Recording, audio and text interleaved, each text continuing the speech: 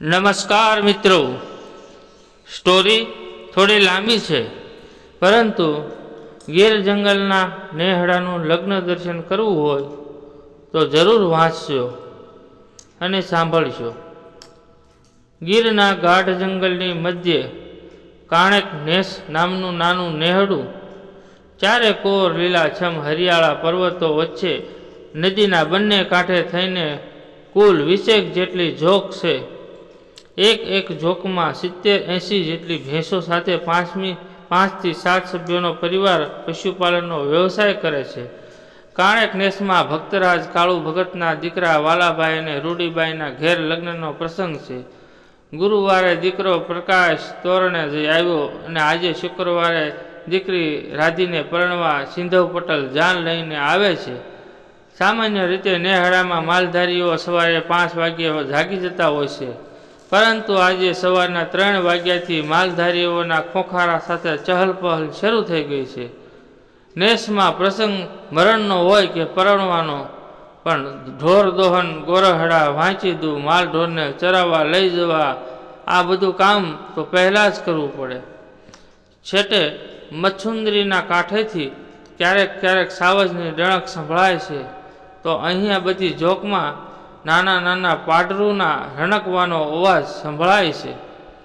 ઘરના પુરુષો હાથમાં બોઘરડા લઈને લાડણીય એમ સાદ પાડી દોહવા માટે ભેંસોના નામ લઈ વારાફરતી ઊભી કરે છે. આ બાજુ નાની બાઈઓ ઘરના ગોરહડા કરે છે. શિયાળાની ટાઈટ બરાબરની જામી છે. મહેમાનોને નાહવા મોટા મંગાળા કરી ઊના પાણીના તપેલા મૂક્યા છે, તો છેટે ફળિયામાં કેટલાક મહેમાનો તાપણો કરીને ઉભડક બેઠા તાપે છે. અહીંયા સરકારી વીજળી નથી, પણ સોલાર પેનલના સહારે 2 ટંક ચાલી જાય છે. રેણ ઘરમાં ગણેશ સ્થાપના પાસે ઘીનો દીવો બળે છે. પીળા ગલોપના આછા અંજવાળે માથે ઓઢીને કેટલીક પીંઢારૂ બાઈઓ પ્રભાતિયા ગાય છે કે સૂતા જાગો રે રૂડીબાઈના કંથ કે વેણલા ભલે વાયા રે, અંતર ઉપજ્યો રે અતિશય આનંદ કે વેણલા ભલે વાયા રે. આમ ભડકડું થતાં માલ ઢોરના બધા જ કામ આટોપી અને શિરામણ કરી આજુબાજુની ઝોકના પુરુષો ધોળા બગલા જેવા ભરત ભરેલા પાહાબંધ કેડિયા, ચોરણી, ખંભે રંગબેરંગી શાલ, પગમાં પિજોરી જોડા પહેરી અને બાયું લાલ કાળા કાપડા, કાહુવાળું પોલકું ને માથે રંગબેરંગી ઓઢણા ઓઢી કાળુ ભગતને આંગણે આવવા લાગ્યા છે. અહીંયાની સ્ત્રીઓની કુદરતી સુંદરતા જ એટલી સુંદર છે કે બ્યુટી પાર્લરવાળી કૃત્રિમ બ્યુટીનું તો અસ્તિત્વ જ નથી. નાની નાની દીકરીઓ તો એના પારંપરિક પરિધાનમાં સજ્જ થયેલી એટલી સુંદર લાગે છે કે એને ધરાઈને જોયા જ કરીએ. નન્ના ભાઈની ઝોકમાં ચા પાણીને શિરામણ થઈ રહ્યા હતા. ત્યાં ભલા પટેલે સાથ પાડ્યો, એલા રાધીની જાન આવી ગઈ છે હો. ત્યાં જ પસવાડેથી જાનડીઓનો ગીત ગાવાનો અવાજ સંભળાવા લાગ્યો. નદીને આ કાંઠે નાથાભાઈની ઝોકમાં જાનૈયાને ઉતારા દીધા છે. ઓસરી અને ફળિયામાં ચારેકોર વાણના ખાટલા ઉપર નવા નક્કોર ધોળા બાસકા જેવા ગોદડા, તો ક્યાંક રંગબેરંગી રજાઈઓ પાથરીને માથે તકિયા મૂક્યા છે. ગોવાળિયા સાથે સિંધવ પટેલનો ઠાઠ પણ કોઈ રાજા મહારાજા જેવો જ છે. જાનૈયા પણ માંડવિયા જેમ સજી ધજીને આવ્યા છે. જાનડીઓના હાથમાં ભરત ભરેલી લાલ લીલી થેલીઓમાં શ્રીફળ સાથે આણાના લુગડા છે. કાળુ ભગત, લાખાભાઈ, નાથાભાઈ, ભૂરાભાઈ, ધનભાઈ, ગોહાભાઈ, હમીર પટેલ અને મારા ભાઈબંધો નકો ઉકો ભોવાન ને ગુણો. આ બધા મહેમાનને આવકારતા, એ આવો રામ રામ બાપા, બધા સૌ તો મજામાં ને? જંગલના માર્ગ બેગ કવરાવે એટલે આવવાના કહાટી તો નથી પડી ને? એમ ખબર અંતર પૂછતા પૂછતા બધા ખાટલે બેઠા. આ બાજુ નાના જુવાનડા ગોવાળા હાથમાં લોટા સાથે પાણીનો મોટો કીતલો અને ચાની કીટલી લઈ દોડી ગયા. ચા ધનાભાઈ બોલ્યો, એલા ગોપાળ, આ બાજુ બીડીની થાળી મોકલ. હામા પટેલ બીડી જગવો, બીડી 4 ભાઈ, જીવરાજ અને 30 નંબરની બીડીની જોડી સાથેની થાળી ફરી રહી છે. ત્યાં માંડવા પક્ષેથી બાયુનું ટોળું અને નાની નાની દીકરીઓ માથે મોતી ભરેલ કળશ ઉપર શ્રીફળ મૂકી વરરાજાના સામૈયા કરવા ગીત ગાતીઓ આવી. લાલ પીળી લાઈટ કરો, અમારા સિંધવ પટેલને જોવા છે, કાળા છે કે ધોળા છે, અમારે સિંધવ પટેલને જોવા છે.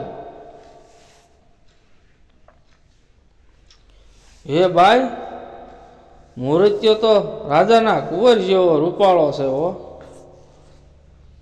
એરી એવું ન બોલ, થૂકી નાખ, નજર લાગી જાય.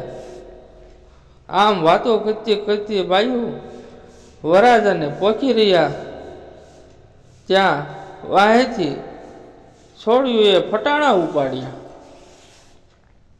ભલે આવ્યા રે તમે રાજુલાના શેઠિયા, ભલે આવ્યા રે. નથી લાવ્યા રે તમે હાર અને હાંસડી, નથી લાવ્યા રે. નહીં ચાલે રે અમારે મોટેરે માંડવે, નહીં હાલે રે. સામૈયા ચા પાણી થઈ રહ્યા હતા. ચા વરઘોડાની તૈયારી થઈ. માલધારીઓના પરંપરાગત વેશમાં સજ્જ થયેલો વરરાજો એવો તો શોભે છે કે વાત પૂછોમાં. આખા જંગલના ઉગેલા ફૂલોએ એના કુદરતી રંગ જાણે વરરાજાને ભેટ કર્યા હોય એવો શોભે. વાજતે ગાજતે જાનૈયા સાથે વરરાજા માંડવે આવી પહોંચ્યા અને શરૂ થયો લગ્નોત્સવ. ગોરદાદાએ કન્યા પધરાવો સાવધાન સાથ સાથે વિધિ શરૂ કરી. માંડવામાં બેઠેલા વરરાજાની હરખુડી બેન તો એના ભાઈને લૂણ ઉતારતા ધરાતી જ નથી.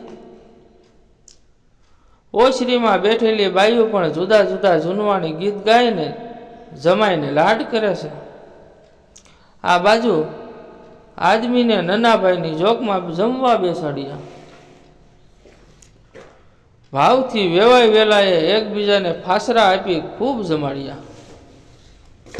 1.5-2 કલાકમાં પરણેતર પૂરું થયું અને એવી જ રીતે બાયુ માણા જમ્યા અને 3:30 વાગતા કન્યા વિદાયનું ટાણું થતાં ગોરદાદાએ બંને વેવાઈને માંડવો સમજવા સામસામે બેસાડ્યા.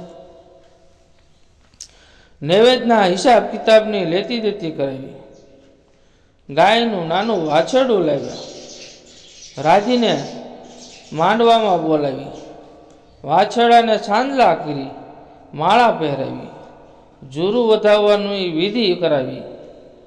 ચા પાણી થયા. કાંઈ અગવડ પડી હોય તો માફ કરજો એવા વેણ કહેતા દીકરીના બાપ વાલભાઈની આંખો ભીની થઈ ગઈ. ગોરદાદાએ પૈડું સીસવા માટે કન્યા વિદાયનો ઈશારો કર્યો. ત્યાં કાણક નેસના બધા ભાઈઓ નાના મોટાના મોઢા પર ગમગીની છવાઈ ગઈ. દીકરી રાધી આખા નેસની બહુ જ લાડકી અને માણ હવેલીઓ છોડી આમ બધાને મૂકીને જાય એ કેમનું ગમે. ઘરમાં એકબીજાને ભેટીને મળતી રાધી રડવા લાગી. વડીલો બધાને છાના રાખે પણ કોણ છાનું રહે. છેવટે કાળજું કઠણ કરી ઘરના મોભી કાળા ભગત અને સોનામાએ પોતરી રાધીનું બાવડું પકડી ઘરના ઉંબરેથી ઉતારી. બસ આમ 20 વર્ષથી કાળુ ભગતના આંગણે જંગલના હરણબાળની જેમ નાચતી કૂદતી હસતી તો ક્યારેક રિસાઈ જતી ને તુરત માની પણ જતી. એવી કામઢી કહ્યા કરી મારી બહુ જ વાલી દીકરી રાધી ગઈકાલે નેહડાના માલધારી અને માલઢોર બધાને રડતા મૂકી સાસરે ચાલી ગઈ. સામા કાંઠે ઊભેલું હરણાનું ટોળું પણ જાણે રાધીને વળાવવા આવ્યું હોય એવું લાગ્યું. ખરેખર જંગલની મધ્ય રહેતા આ ભરવાડ માલધારીઓની ભાવ ભરેલી મહેમાનગતિ સાથે સંસ્કાર, સંસ્કૃતિ અને પરંપરાથી ભરેલા લગ્નમાં એક દિવ્ય લગ્નોત્સવનું દર્શન થયું. ખમ્મા મારી રાધીને, ખમ્મા મારી ગીરને. ધન્યવાદ.